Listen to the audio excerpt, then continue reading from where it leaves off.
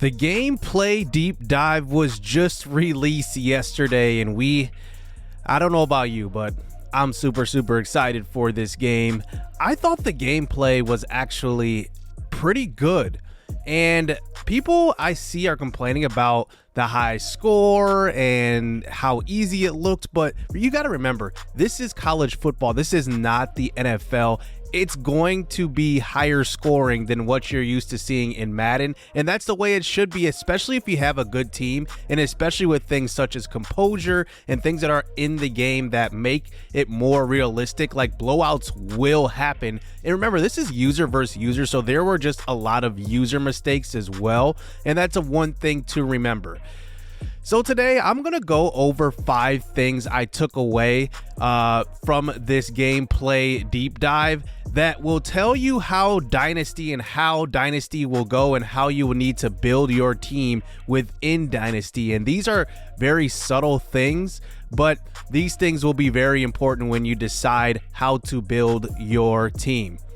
So the number one thing I took away is elusiveness, agility, and speed are the best ratings for running backs. And one thing I want to point out here, and I'm going to talk about Bordeaux first. With Bordeaux, he was using the spin move a lot, and there were a lot of plays where in order to break free on runs, you needed to pretty much use the juke move or spin move to kind of free yourself, and that was really cool because that happens all the time. There's hesitation, ball carrier moves. There are juke moves to basically juke a defender into an extra blocker, things like that. That was happening quite a bit in the gameplay reveal, and I really like that.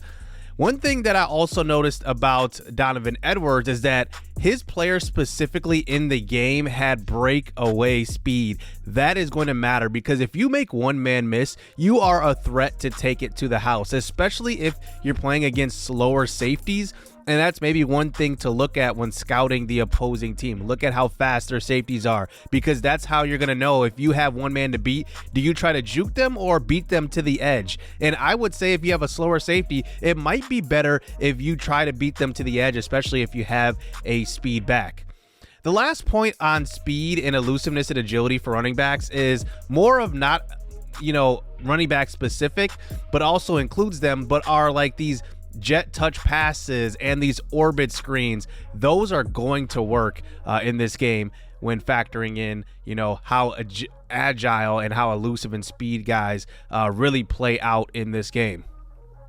The number 2 takeaway, and it kind of ponies off on my first point, running plays horizontal will matter. Now I want to talk about some specific plays that I saw, and I'm going to focus on this one from Bordeaux's video because the gameplay deep dive had a bunch of clips that Bordeaux's deep dive really showed in detail, and there were just moments where EA kind of skipped over this gameplay. So this is fresh. If you haven't seen this gameplay from Bordeaux's video, go check out his full video. There are a lot more plays. So I want to go to this play here. It's a 2nd and 3 in the second quarter with 3 minutes left, and Bordeaux has possession, and watch the receiver come in motion here. It's a jet sweep touch pass, and you can just see this play is actually pretty beautiful. A player comes across the line, the play is quick developing, and it's very it shows that these plays are going to matter. You're going to get good yardage out of plays like this,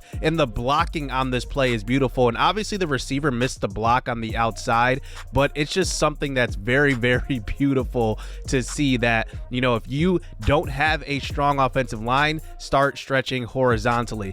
The next play I also want to highlight because that was a kind of a orbit screen, and it was thrown out to the running back. Back in NCAA 14, this play would fail, and absolutely fail, because your player would get the ball and kind of be stuck in mud. If they didn't get the throw perfectly in stride, they would not turn up field. That would have been maybe a 2-yard loss, to be honest with you. But here in College Football 25, it wasn't a perfect throw, but even then, the player was able to get up field, which is actually really cool and something that is amazing for me.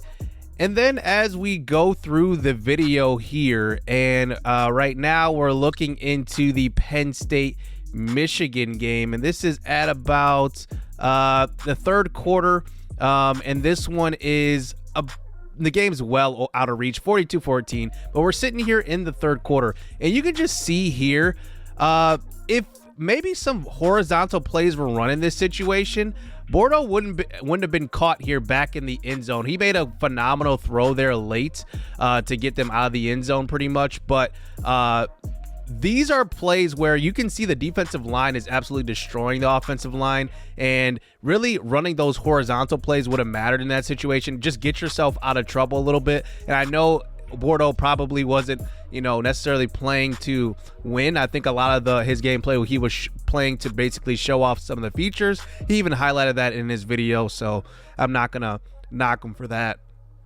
But he's also a content creator, so you can't expect him to be a all-pro player as it is right now. All right, so number 3 on my list, the pocket passer QB is back. I love this because everybody wants to run the spread option and all this stuff, but there are some throws in this gameplay reveal that were very, very intriguing. First, I want to check out this Quinn Ewers throw here, and this one was from the back of the end zone. I guess not the back of the end zone, but from the end zone, where Bordeaux just needed a play to bail him out. It looked like, there were some verticals here. The slot receiver went vertical. It looked like the cornerback on the outside may have had a cloud flat maybe, but no receiver was in that area. So there was a receiver that had a step, and there's a saying in the run and shoot, if we're even, I'm leaving. So that's basically what happened here. Quinn Ewers threw an absolute dot to the sideline, and it was pretty cool seeing those layered throws over the top of the defense. That's actually like really, really cool to see that in the game. And just looking at that back, it's just beautiful. Just beautiful, beautiful, beautiful. So in the Penn State game, Michigan has the ball, 35-14. This was about 12 seconds left in the first half. You can just see here, the running back comes out of the backfield. Donovan Edwards is open right away, but there's 12 seconds left, so he's trying to get it down the field. And you can just see R1, or yeah, I guess that's R1, was not that open, but the anticipation of him going across the middle and beating that linebacker in coverage at about the 40-35 yard line, and it was an absolute great throw. The throw was accurate. It was low, and that throw right there, low, not too high to get it to the safety, but just low enough to get over the top of the linebacker, or at least past the linebacker and away from harm. That throw was amazing, and he fell to the ground at the 30-yard line. That was an awesome, awesome play. I really, really loved that one. That was one of my favorite plays of the deep dive, and it was thrown with anticipation too. So Donovan Edwards said he wasn't a gamer, but it looked like that throw was pretty good. The next one I want to kind of show here is where Drew Aller was backed up inside his, I believe, like 10-yard line. It was a far drop back. He threw that one at about the, I guess, the goal line there, but the pressure was coming around the edge. It looked like a blitz, and it looked like that right tackle got absolutely cooked, by the way. But Drew Aller threw it off his kind of back foot there, and it was just a great throw, layered to about the 32-yard line, a great diving catch, and that was just a beautiful, beautiful throw. Looking at it, it looked like A was wide open too, but that throw was absolutely beautiful. And those are the throws that are going to tell you that layered throws, quarterback accuracy, they're going to matter in this game. So make sure, if you do go the pocket route, those pocket passers are going to be deadly, especially if you can carve up a defense and if you have a good offensive line. I love it. All right, so number 4 on the list, I have depth will matter more than ever. I wanted to call this one depth because it's going to be fun. This is the one thing you love about college football. There are always guys that you don't expect to do well, but end up being like really, really good. And I kind of want to show you some clips on like how depth is going to matter. So here in this Michigan-Texas game, Bordeaux is running tempo, so he's running a little hurry-up offense. And now they have a new option when running the hurry-up. It's called turbo, which basically allows you to quick snap the ball before the defense really gets ready. And they kind of highlighted this in the gameplay deep dive also. But you can see in Bordeaux's video, you can see him making audibles and things like that. He's running plays. He's getting rid of the ball quickly, getting up to the line quickly, and he's running that turbo offense. So he's snapping the ball before the defense really gets set, and he gets like a slight advantage when he snaps the ball because the defense isn't up and ready and getting off the ball very quickly, but his offense is. So that's the one thing that you have to remember. You're going to have to recruit depth, because if you're running this turbo offense or even hurry up offense, they're going to be your 5th and 6th receivers who are going to be getting some playing time, and it's going to matter that they, kind of get that playing time. One thing I also want to highlight here on the deep dive is when Donovan Edwards went to the depth chart.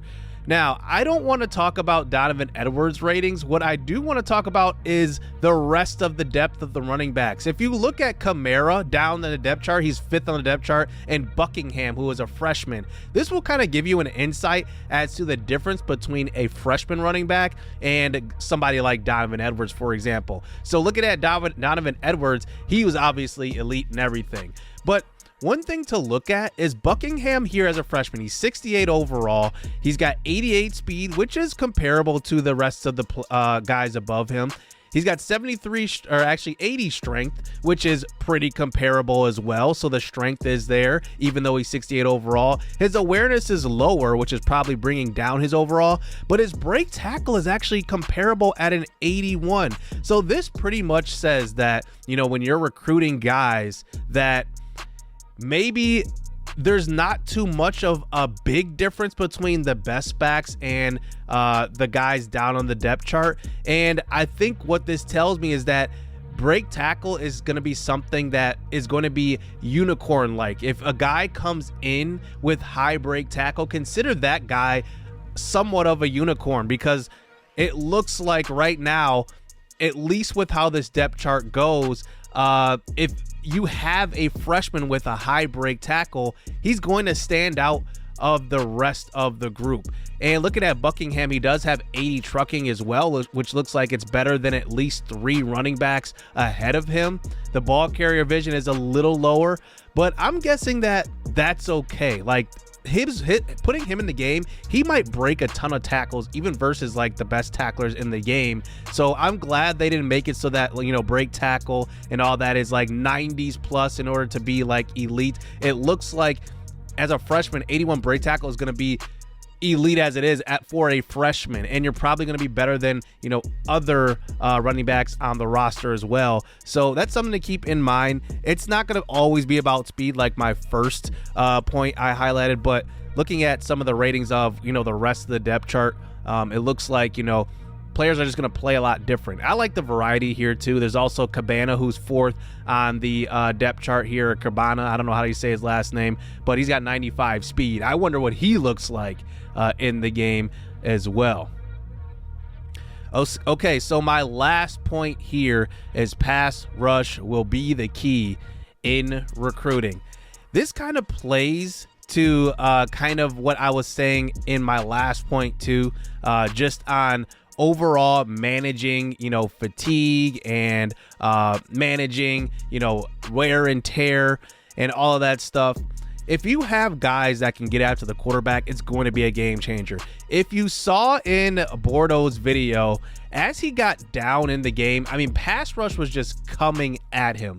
And at that point, you have to run different things to get you out of those holes. Like I highlighted, horizontal plays will matter.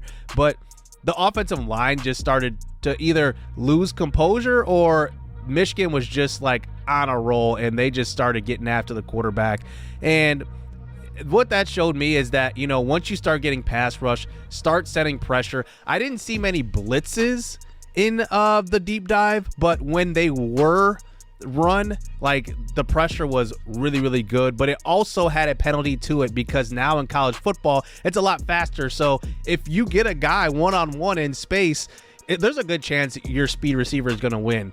So really, pass rush is going to be the key in recruiting, getting organic pass rush, because you do not want to leave guys one-on-one. They will get left, especially if they don't have good speed. And now with the new, how it looks, at least with these elite ball carriers, especially if you blitz at the wrong time, and let's just say there's a screen pass out to a receiver, that receiver is going to be leaving and he's going to be gone. You're not going to be able to touch him. So it's going to be important to have organic pass rushers, and that's one thing you saw with that Michigan defensive line. Obviously, Michigan has one of the best defenses in the game, so that's going to be something to kind of know going into, those schools versus, the bigger opponents. When you're a smaller school, like, they're going to have elite pass rusher. So you're going to need to game plan against that. But it definitely showed in this gameplay deep dive that, we saw the impact that defensive linemen have. And I think this is going to make offensive line recruiting very, very important, because now that they have, pipelines for recruiting, maybe recruiting in the Midwest for offensive linemen is going to be much more important. Maybe you have to consider that now in recruiting, especially since they talked about receivers being in Texas and speed being in Florida and then quarterbacks being in California. Maybe you're going to want to set up a pipeline in the Midwest, establish that offensive line, establish that defensive line, get those big hogs, and maybe recruit that way instead of just recruiting for speed and all that other talent that goes along with the game, but maybe overlooked a little bit is going to be those guys up front, those beefy guys, and I can't wait to see that in the game. But pass rush and offensive line at that will be key in your success as a football team, and especially with that scheme. So if you're running maybe like a veer and shoot where you're spreading guys out and pretty much inside zoning teams all day long, getting those offensive linemen that can at least, be maulers on the inside and that can hold up, that's going to be important. And I don't know what injuries look like for offensive linemen, but if there are a frequent amount of injuries for offensive linemen and defensive linemen at that, you're going to need to recruit that depth, which was my fourth point as well. So that's going to do it here for my 5 things I took away for Dynasty, especially for like recruiting and building your team and running your scheme. I hope this was very, very useful, and I can't wait. We're a week away. We're officially a week away. Can you believe it? A week away. It's going to be very, very fun. Can't wait. Hope you guys tune in for my Dynasty. If you're new to the channel, hit subscribe. I'm going to have a Dynasty with a team that I'm not revealing just yet, but it's going to be fun. Hit subscribe. Hit that like button. Stay tuned. Let's get it. Let's go.